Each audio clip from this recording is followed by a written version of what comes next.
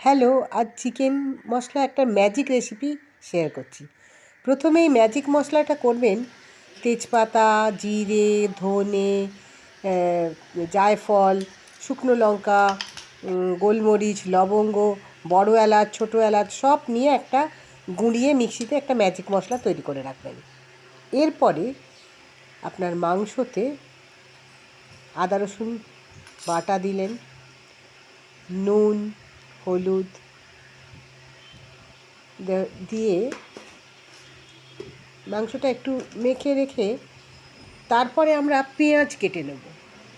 পেঁয়াজ কেটে একটু মিক্সিতে একটু মানে অল্প করে গ্রাইন্ড করে নেবো, যাতে একেবারে পেস্ট না হয়ে যায়। হালকা একটা গ্রাইন্ড করে নেবার মতো, একটু মাখা মাখা মতো পেঁয়াজটা হলে, আর সেই পেঁয়াজটা করে নেবার আগে আমরা কিন্তু মাংসতে লঙ্কা গুঁড়ো, হলুদ গুঁড়ো, জিরে গুঁড়ো, নুন সব দিয়ে মাখিয়ে রাখছি প্রথমটা।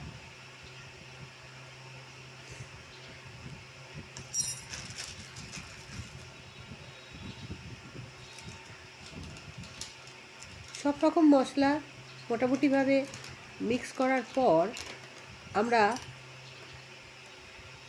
যাবো এবার পেঁয়াজটা একটু, যে পেঁয়াজটা আমরা মিক্সিতে ঘুরিয়ে নেব সেটা একটু ভেজে নেব আমরা। সেই পেঁয়াজটা ভেজে নিয়ে আমরা ওই মাংসটার সঙ্গে যে মশলাগুলো দিয়েছিলাম তার সঙ্গে ওই পেঁয়াজ ভাজাটা আমরা মাখিয়ে নিচ্ছি। বেশ ভালোভাবে মশলাটা মাংসের সঙ্গে ভালোভাবে মিশিয়ে মাংসটাকে একটু ম্যারিনেট করতে দিলাম, এই 10 মিনিট মতো। এরপর তেলে ওই মাখা মশলা যে মাংসটা, সেটা আমরা তেলেতে আস্তে আস্তে আস্তে একটু অল্প কমিয়ে দেব, দিয়ে একটু দিয়ে দিলাম। ভালো করে কষাবো, নাড়াচাড়া করতে, যাতে না তলাটা ধরে যায়। আঁচটা একটু অল্প রেখেছি কমিয়ে। এই অবস্থায় যখন ফুটে উঠবে তখন আমরা একটুখানি নুন চিনি দিয়ে দিলাম।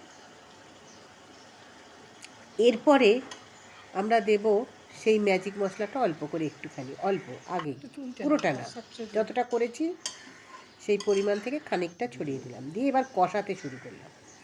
বেশ খানিকটা কষে যাবার পর আমরা একটা 2-4টে সিদ্ধ আলু একটু পেস্ট করে প্রথমে দিয়ে দেবো, যাতে গ্রেভিটা ঘন হয়। এবার আপনি চাইলে আলু সিদ্ধ দিতে পারেন, না চাইলে না দেবেন। এইবারে যখন কষিয়ে শেষ অবস্থা, তখন এই ম্যাজিক মশলা পুরোটা দিয়ে দেবেন, যতটুকু ছিল। একটু জল দিয়ে দেবেন সামান্য, দিয়ে ফুটে উঠলে, যখন কষাতে কষাতে ফুটে উঠবে তখন আপনি ধনেপাতা দিয়ে নামাবেন। একদম রেডি ম্যাজিক মশলা চিকেন।